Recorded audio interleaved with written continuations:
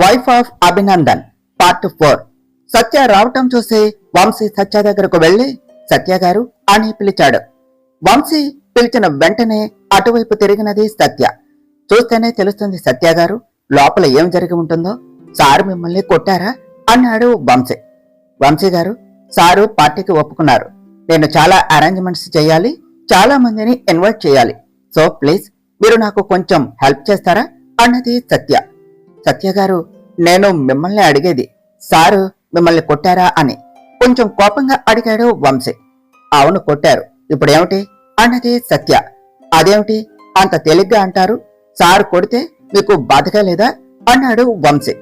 లేదు, ఎందుకంటే మనం నా అనుకున్న వారిపైనే మన కోపాన్ని కానీ ప్రేమను కానీ చూపించేది. సార్కి నేను ఫ్రెండ్ను కాబట్టి ఆయన కోపాన్ని అలాగే ప్రేమని ఏదైనా సరే నా మీద చూపిస్తారు. నా అనుకున్న వారిపైనే మనకు హక్కు ఉండేది.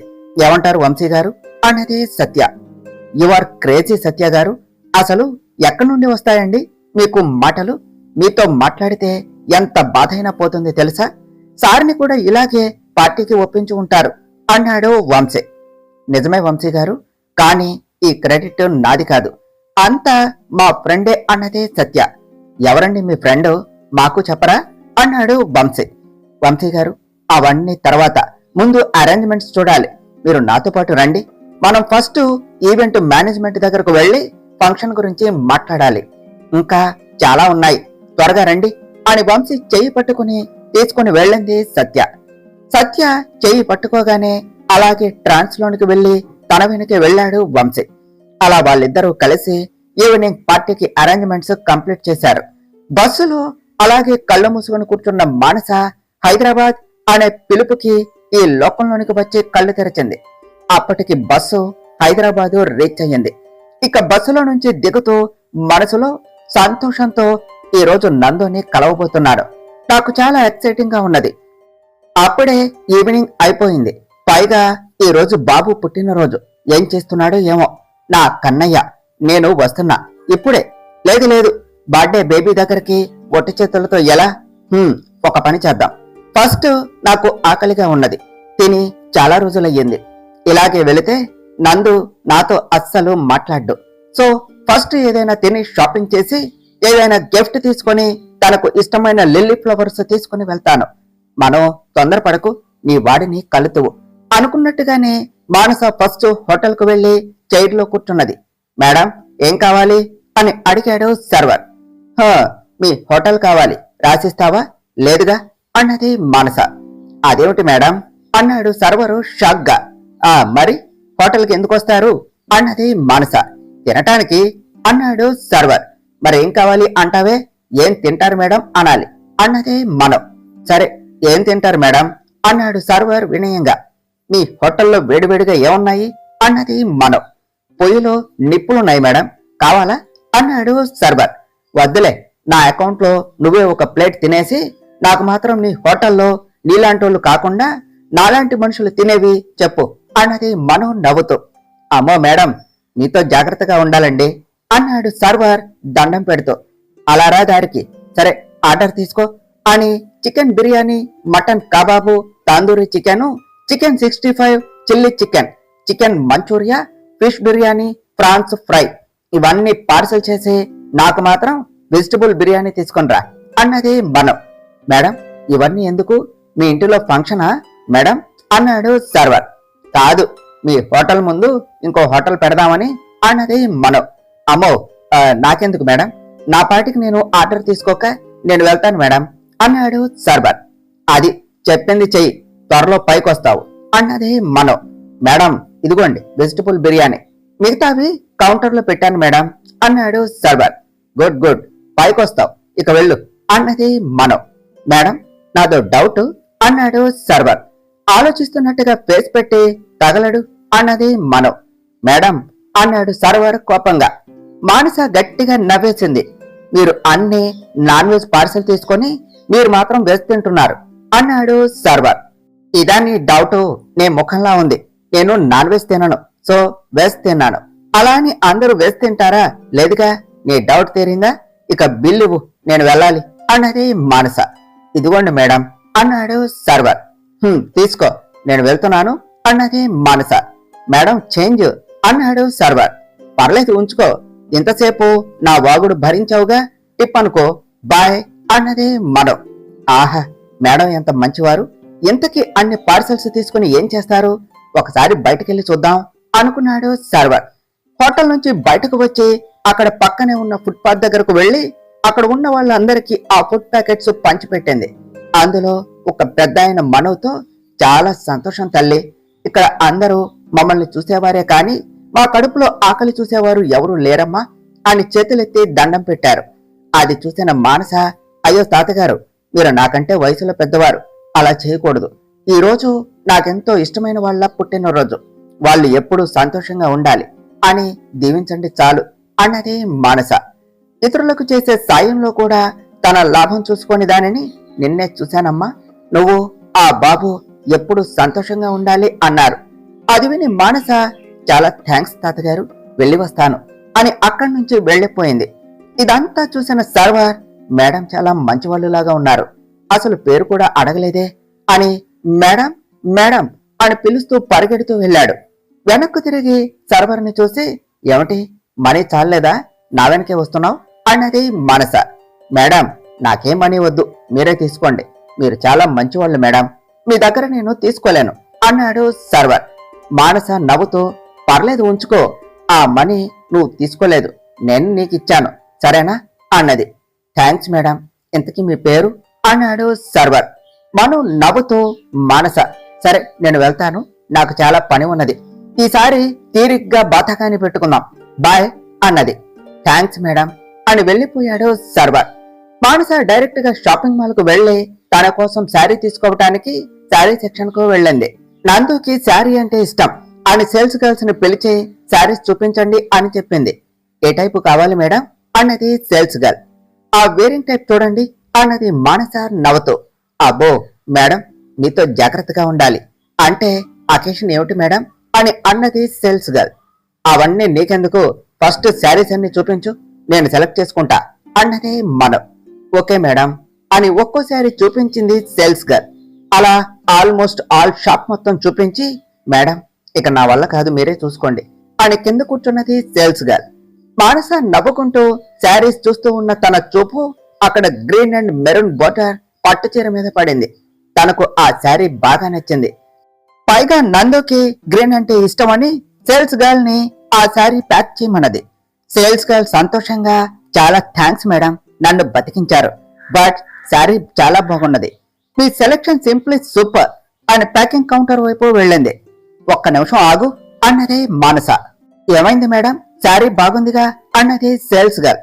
ఏమీ కాదు, శారీ బాగానే ఉన్నది, ఒకసారి ట్రయల్ వేసి చూసుకుంటా అని శారీ తీసుకుని ట్రయల్ రూమ్ కు వెళ్లి 10 minutes లో రెడీ అయ్యి బయటకు వచ్చింది. చూడటానికి అచ్చం మోడ్రన్ మినీ మహాలక్ష్మిలాగా ఉన్నది మనం. సేల్స్ గర్ల్ అలాగే చూస్తూ ఉన్నది.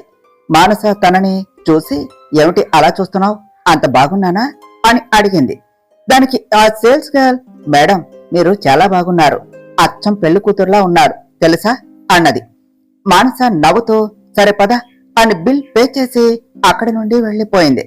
మాల్ నుంచి బయటకు వచ్చి నందు కోసం ఒక సర్ప్రైజ్ గిఫ్ట్ తీసుకొని సంతోషంగా అభి దగ్గరకు బయలుదేరింది. అభి ఇంట్లో అభి బర్త్డే పార్టీ సెలబ్రేషన్స్ కి సత్య అండ్ వంశీ కలిసి అన్ని అరేంజ్మెంట్స్ రెడీ చేశారు. సాయంత్రం వేళ నందన్ విల్లా పసిడి కాంతులతో మెరిసిపోతున్నది. పార్టీకి ఇన్వైట్ చేసిన వాళ్ళు అందరూ ఒక్కొక్కరుగా వస్తూ ఉన్నారు. వంశీ గారు అన్ని అరేంజ్మెంట్స్ కంప్లీట్ చేశారు, చాలా థ్యాంక్స్ అండి అన్నది సత్య. భలే వారే సత్య గారు, అన్ని చేసినది మీరు, నేను జస్ట్ మీకు హెల్ప్ చేశాను అంతేగా, క్రెడిట్ అంతా మీదేనండి అన్నాడు వంశీ. వంశీ గారు, గెస్ట్స్ అందరూ వస్తున్నారు, సో మీరు కూడా వెళ్ళి రెడీ అయ్యండి, పార్టీ టైం అవుతుందిగా అన్నది సత్య. మరి మీరు సత్య గారు అన్నాడు వంశీ. నేనింకా ఇంటికి వెళ్ళి రెడీ అవుతాను అన్నది సత్య. ఎలా వెళ్తారండి అన్నాడు వంశీ. క్యాబ్ బుక్ చేసుకుని వెళ్తాను అన్నది సత్య. సత్య గారు, if you don't mind can I drop you అన్నాడు వంశీ. మీకెందుకండి శ్రమ వంశీ గారు, I will manage, you just carry on అన్నది సత్య. ఇట్స్ ఓకే సత్య గారు, ఐ విల్ మేనేజ్, మీరు వస్తే డ్రాప్ చేస్తాను అన్నాడు వంశీ. వాళ్ళ ఇంటిలో జరుగుతూ ఉన్న అభి బర్త్డే సెలబ్రేషన్స్ చూసి ఒక పక్క ఆనందం, మరోపక్క విచారంతో మొత్తం చూస్తూ ఉన్నారు మాణిక్యమ్మ గారు. అమ్మగారు, ఈ రోజు అభిగారి బర్త్ ఊడే కదండి అన్నది సుబ్బులు. ఏంటే ఏమన్నావు అన్నారు మాణిక్యమ్మ గారు. అదే అమ్మగారు, బర్త్ ఊడే. అబ్బా, నోట్లో నాంతుంది బయటకు రావట్లా అన్నది సుబ్బులు ఏదో ఆలోచిస్తున్నట్టు ఫేస్ పెట్టే. ఓ బర్త్డేనా అన్నారు మాణిక్యమ్మ గారు. ఆయే అదేనండి అన్నది సుబ్బులు సంతోషంగా. తెలుగులో చెప్పే, నీకు రానిది ఎందుకు అన్నారు మాణిక్యమ్మ గారు. అబ్బా ఊరుకోండమ్మా, నేను ఎప్పటికైనా ఇంగ్లీషు బాగా మాట్లాడతాను చూడండి. ఆయన బాబుగారి పుట్టినరోజు జరుగుతుందిగా, మరి మీరేమిటి అలా బాధగా ఉన్నారు? మీకు సంతోషం లేదా అమ్మగారు అన్నది సుబ్బులు. సుబ్బులు, నువ్వు ఇక్కడ జరిగే ఫంక్షన్ చూస్తున్నావు, నేను కన్నయ్య కళ్ళల్లో బాధను చూస్తున్నాను. పోయిన సంవత్సరం చూశావా, కన్నయ్య బర్త్డేకి ఎంత గోల చేశాడో, ఫంక్షన్ చేసుకోను అని. కానీ ఇప్పుడు తప్పక చేసుకుంటున్నాడు అన్నారు మాణిక్యమ్మ గారు. అంటే బాబుగారు మారలేదా అమ్మా అన్నది సుబ్బులు. వాడు ఎవడనుకున్నావు, భూపతి నందన్ మనవడు. ప్రేమిస్తే ప్రాణం ఇస్తాడు, మోసం చేస్తే ప్రాణం పోయినా మర్చిపోడు. వాళ్ళ అంతు చూసేదాకా వదిలిపెట్టాడు. కాని ఇక్కడ వాడి ప్రాణమే వాడిని మోసం చేసింది అని చూస్తేనే తెలుస్తుంది. ఇందులో తప్పు ఎవరితో తెలియటంలా. నా కన్నయ్య పొరబడ్డాడో లేక ఆ అమ్మాయి మోసం చేసిందో తెలియటం లేదు. సముద్రం అంత బాధని వాడు గుండెల్లో దాచుకుని పైకి మాత్రం గంభీరంగా తిరుగుతున్నాడు అన్నారు మాణిక్యమ్మ గారు. మరి ఎలా అమ్మా మీకు తెలిసేది, ఏం జరిగిందో అన్నది సుబ్బులు. అదేనే తెలుసుకోవాలి ఇక్కడ అని మాట్లాడుతూ ఉన్న మాణిక్యమ్మ గారికి సత్య అనే పేరు వినిపించింది. వెంటనే ఆవిడ ఆ పేరు వినిపించిన వైపు చూస్తూ ఉన్నారు.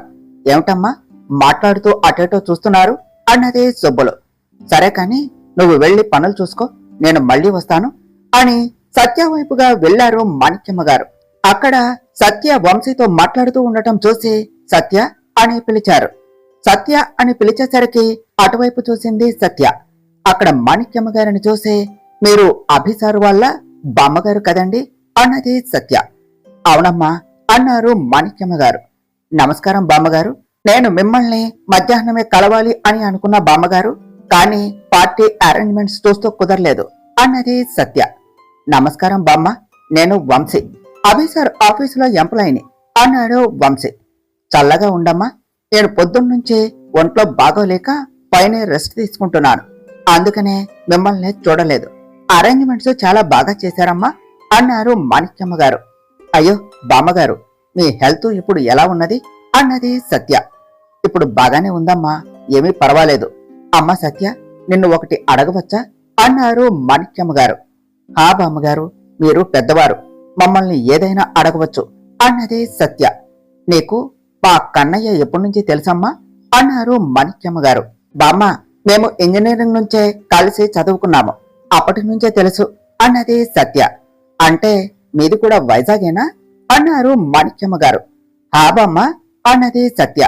సత్య, పార్టీ టైం అవుతుంది, మళ్ళీ మనం రెడీ అవ్వాలి అన్నాడు వంశీ. సారీ బామ్మగారు, పార్టీ టైం అవుతున్నది, మనం తర్వాత మాట్లాడుకుందాం బామ్మగారు అన్నది సత్య. పర్లేదమ్మా, మనం మళ్ళీ కలుద్దాం అన్నారు మాణిక్యమ్మ గారు. వెళ్ళొస్తాం బామ్మగారు అన్నాడు వంశీ. ఉంటాం బామ్మగారు అన్నది సత్య. ఈ అమ్మాయిని అడిగితే కన్నయ్య గతం తెలియచ్చు, అప్పుడే మనం ఏం చేయాలో తెలిసేది.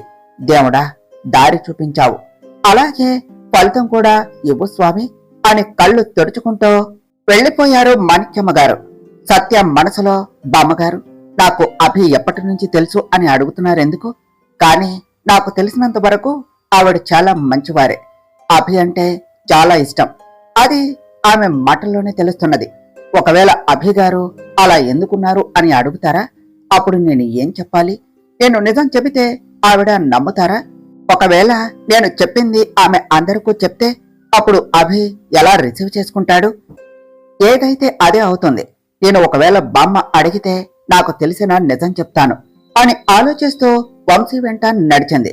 అలా ఆలోచిస్తూ ఉన్న సత్యాన్ని అలాగే చూస్తూ ఉన్నాడు వంశీ. సత్య గారు, ఏమిటి అప్పటినుంచి చూస్తున్నా ఏదో ఆలోచిస్తున్నారు అన్నాడు. వంశీ గారు, ఏమీ లేదండి, పార్టీ గురించి ఆలోచిస్తున్నా అన్నది సత్య. ఎందుకండి, పార్టీ జబర్దస్త్గా జరుగుతుంది, తూ ఫికర్ మత్ కర్నా, మై హూనా సత్య గారు అన్నాడు వంశీ. ఆహా, మిమ్మల్ని కేక్ ఆర్డర్ ఇవ్వమని చెప్పాను, చేశారా వంశీ గారు అన్నది సత్య. సచ్చాన్ రోయ్, మర్చిపోయానుగా. నా బంగారంతో ఈరోజు తిరుగుతూ అసలు మొత్తం మర్చిపోతున్నా. ఇప్పుడు ఎలా అని మనసులో అనుకున్నాడు వంశీ. ఏమిటి వంశీ గారు అడుగుతుంటే చెప్పరే అన్నది సత్య. అది సత్య గారు అని నసిగాడు వంశీ.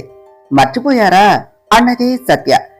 నేను ఇప్పుడే అని వంశీ అంటూ ఉంటే, పర్వాలేదు, నేను ఆల్రెడీ ఆర్డర్ చేశాను, ఇంకో 1 అవర్లో కేక్ వస్తుంది, తూ ఫికర్ మత్ కర్నా, మై హోనా అంట అని నవ్వుతూ చూసింది సత్య. సత్య నవ్వటం చూసి అలాగే చూస్తూ ఉన్నాడు వంశీ. అలా వాళ్ళిద్దరి కళ్ళు కలుసుకున్నాయి. వాళ్ళు చుట్టుపక్కల మర్చిపోయి అలానే చూసుకుంటూ ఉన్నారు. ఇంతలో స్వప్న అండ్ బ్యాచ్ అక్కడకు వచ్చి వాళ్ళను అలా చూసి నవ్వుకొని వాళ్ళ దగ్గరకు వెళ్లి, వంశీ సార్, చుట్టుపక్కల అందరూ చూస్తారు, కొంచెం చూసుకోండి అని నవ్వింది. అప్పుడు వాళ్ళిద్దరూ ఈ లోకంలోనికి వచ్చి చూపు తిప్పుకున్నారు.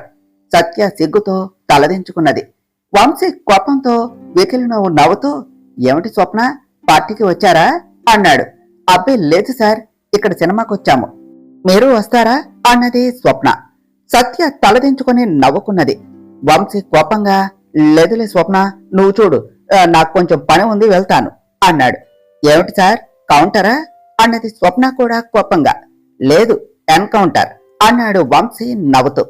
స్వప్న, పార్టీ టైం అవుతుంది, లోనికి వెళ్ళండి, మేము కొంచెం వర్క్ ఉన్నది, చూసుకుని వస్తాము అన్నది సత్య. సత్య ఆ మాట అనగానే వంశీ ముసిముసిగా నవ్వుకున్నాడు. వంశీ గారు మీరు ఆగండి అని, ఇట్స్ ఓకే మేడం అని లోనికి వెళ్లారు స్వప్న అండ్ బ్యాచ్. వెళదామా వంశీ గారు అన్నది సత్య. అలాగే బంగారం అనబోయి, సత్య గారు రండి అని బైక్ దగ్గరకు వెళ్ళాడు వంశీ.